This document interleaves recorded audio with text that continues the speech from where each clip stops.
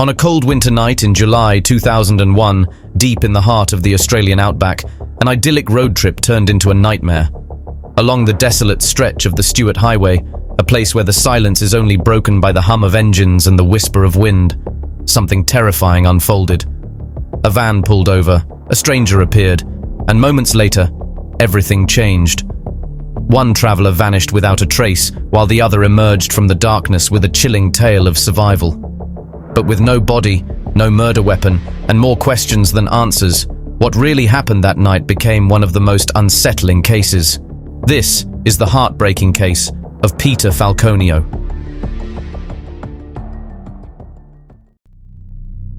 Peter Marco Falconio was born on the 20th of September, 1972. He was the third of 4 sons in a family residing in Hepworth, West Yorkshire in England. In 1996, he began a relationship with a woman named Joanne Lees. Joanne Lees was born in 1973. The pair first met at a local nightclub. The following year, Lees moved in with him in Brighton, where Falconio was attending Brighton University. On 15th November 2000, the couple set off on a journey to Nepal, Singapore, Malaysia, Thailand, Cambodia, and Australia. The major headlines in Australia about the backpacker murders, the Port Arthur massacre, and the Childers Palace backpackers' hostel fire in the recent years had left their families uneasy about the last part of the trip. By 16th January 2001, the couple had reached Sydney on a working holiday visa, and on 25th of June, they began a road trip scheduled to go from Sydney to Canberra, Melbourne, Adelaide, Darwin, and Brisbane. Like many young travellers before them, they had bought a Volkswagen Combi van in Sydney and set out on what was meant to be an exciting journey across southeast and central Australia. At around 7:30 p.m. on the evening of Saturday, the 14th of July 2001, Peter and Joanne were driving along the Stuart Highway toward the Devil's Marbles in their orange Combi van. The Stuart Highway spans 2,834 kilometres from Adelaide to Darwin, dividing Australia's continent in two. This isolated route, often referred to as the track, showcases both the harsh beauty and potential dangers of the Australian outback. Little did they know that during that year, this lonely highway would become the centre of Australia's largest manhunt, one that would unfortunately involve them. Alice Springs, located in the centre of the Australian continent, was a different place back in 2001. As local police would later recall, it was a close-knit community with low crime rates, where international travellers often stopped during their outback journeys. The young couple reached the town on Thursday, July 12, 2001. The next day, Peter made what would be his last phone call to his parents in the United Kingdom, expressing his enthusiasm about their continued travels. On Saturday, July 14, 2001, Peter and Joanne departed Alice Springs around 4 p.m, travelling north along the Stuart Highway toward Darwin. They made a stop at Tea Tree, where they watched the sunset and, according to later accounts, smoked marijuana, which may have left them feeling slightly hazy and at ease. This detail would later be seen as important in understanding the choices they made that evening. Despite frequent warnings about driving after dark in the outback, the couple pressed on, passing the Barrow Creek Roadhouse. Joanne noticed several fires along the roadside. While Peter wanted to stop and put them out, seeing them as hazardous, Joanne's discomfort prompted him to keep going.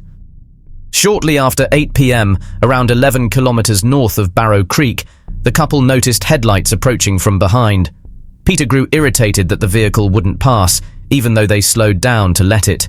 Eventually, the vehicle, a white Toyota 4-wheel drive with a green canopy, pulled up beside their Combi van, and the driver signalled that he had seen sparks coming from their van's exhaust. Peter pulled over and got out to check. At his request, Joanne moved into the driver's seat to rev the engine. She then heard a noise she initially assumed was the van backfiring, as it had done previously. Moments later, a silver handgun was aimed at her through the window. The attacker tied her hands behind her back using cable ties and tape, but was unable to bind her ankles due to her resistance. During the struggle, she also noticed the man's dog in the vehicle. After being forced into his vehicle, Joanne made a life-saving decision. While he was distracted, seemingly moving Falconio's body, she managed to escape and fled into the bush, and for 5 to 6 hours, Joanne hid in the scrubland, enduring the freezing winter temperatures. The man searched for her using a torch with his dog as they passed close by 3 times, though, notably, the dog seemed uninterested and never found her. She stayed completely still under a bush until she heard vehicles passing and eventually the sound of the attacker driving off in his four-wheel drive. At last, in a desperate move, she ran onto the highway and flagged down a road train driver at around 12:35 a.m., who, after hearing about the armed attacker, he and his co-driver took her to safety at the Barrow Creek Roadhouse.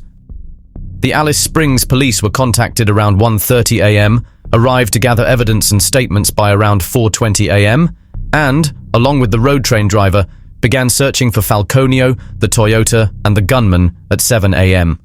Upon returning to the scene, they discovered a pool of blood covered in dirt and the couple's combi van hidden roughly 80 meters into the scrub. Roadblocks on the 12 possible exit routes from the area were not set up until 8 hours after Joanne's rescue. In the months that followed, police searches turned up little besides Lisa's footprints. The early investigation encountered major organizational difficulties. The task force struggled with coordination, and notably, some investigators were skeptical of Joanne's story. As former regional superintendent Ken Guin later remarked, "When you're investigating a major crime like this, you must believe the victim.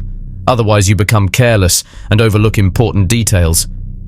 A key criticism of the initial response was the failure to immediately bring in Aboriginal trackers, as some observers pointed out that they should have used Aboriginal trackers from day one, as their tracking skills are incredible and could be very useful since they could follow someone across vast stretches of grass. Unfortunately, these world-renowned trackers weren't brought in until it was too late to fully benefit from their expertise. The investigation team initially had to sort through more than 3,000 suspects, eventually narrowing the list down to 26 people. However, the case was hindered by several major problems in its early phase. The remote location meant that vital evidence was left exposed to extreme environmental conditions, and the 12 to 16-hour delay in setting up roadblocks allowed the offender a considerable head start. Forensic biologist Carmen Eckhoff made a key discovery at the scene, a significant area of blood that had been purposely concealed with dirt. As mentioned before, investigators also found the couple's combi van abandoned in the bush some distance from where Joanne had been hiding.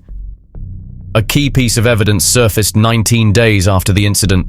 CCTV footage from a service station in Alice Springs, capturing a vehicle that matched the description of the attackers.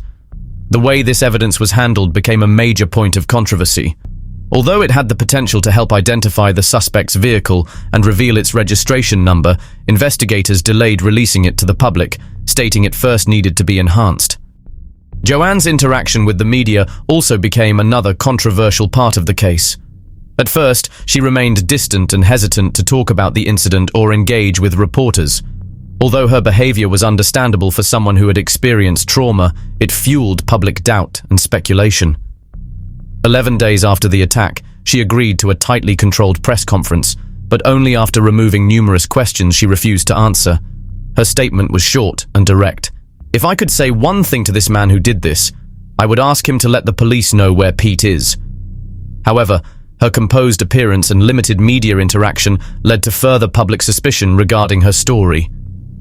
Media attention escalated, with hundreds of journalists arriving in the small town of Alice Springs. Local journalist Mark Wilton was granted special access to Joanne, who wanted to address what she saw as errors in the media's reporting. She especially clarified that she never claimed to hear a gunshot, only what she initially believed was the van backfiring. As the investigation moved forward, police identified Bradley John Murdoch, a 43-year-old drug courier from Broome, as one of their early suspects. However, during an initial interview in Broome on the 1st of November 2001, he offered what appeared to be a strong alibi, claiming it wasn't possible for him to travel from the crime scene to Broome in the required time frame.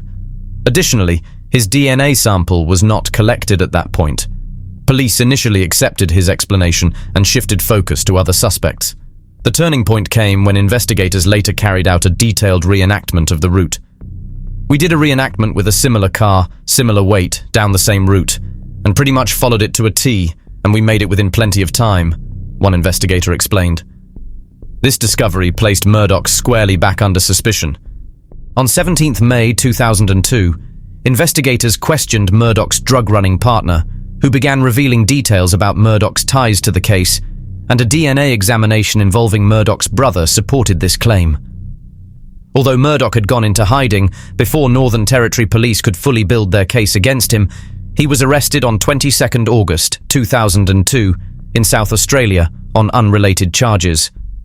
While authorities were confident he was the right suspect in the Falconio case, they had to wait as he faced trial for other serious crimes.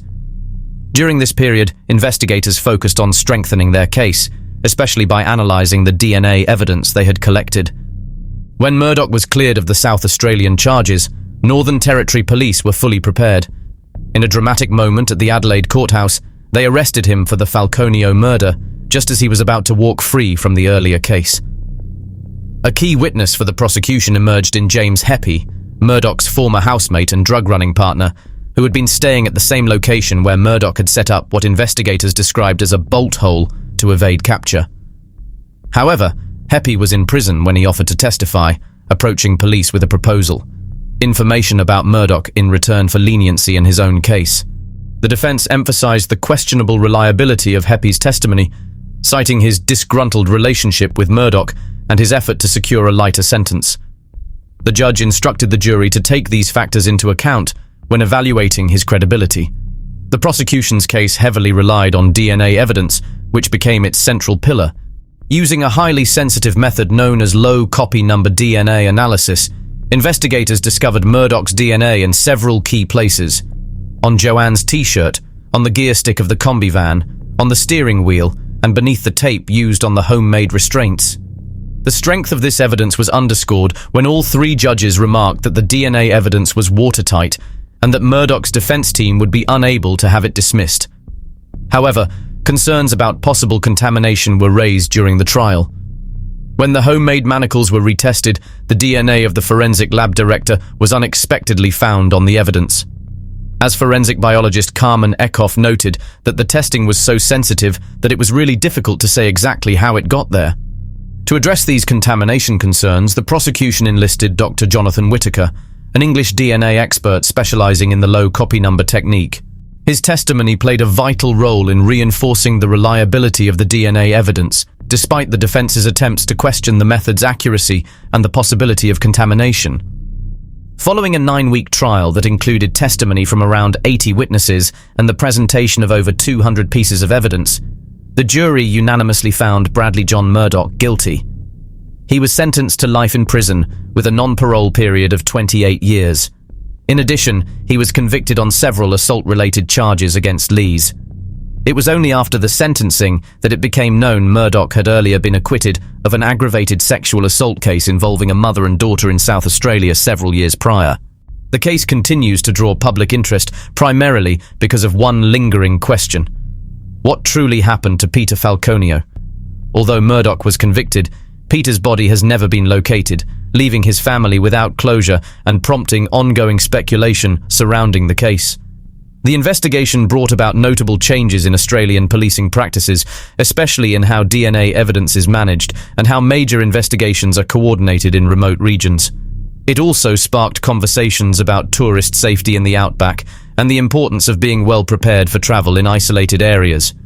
The case illuminated the profound challenges faced by victims in high-profile tragedies, especially when subjected to relentless media scrutiny and the often unfair expectations placed on how survivors of trauma should act or feel. Joanne Lees endured persistent scrutiny over her composure and emotional reactions, highlighting the often unfair expectations placed on victims. Peter Falconio's disappearance remains one of the most mysterious criminal cases in Australia's history. Although Bradley John Murdoch is serving his sentence in Darwin Correctional Centre and continues to claim his innocence, the full truth of what occurred that night is still partly lost in the vastness of the outback. For the Falconio family, the absence of Peter's body remains a painful, unresolved wound. As one investigator remarked, until his remains are discovered, there can be no absolute certainty about what exactly happened to Peter Falconio. What unfolded for Peter Falconio and Joanne Lees is deeply tragic, and it's hard to fathom what they endured at the hands of such a merciless individual. As we look back on this heartbreaking case, our thoughts are with the victims, one whose life was cruelly cut short, and the other who endured and survived unimaginable trauma, as well as with their loved ones who were affected by this devastating event. If you found this video compelling, Be sure to like and subscribe to our channel and check out our other videos. Thank you for watching.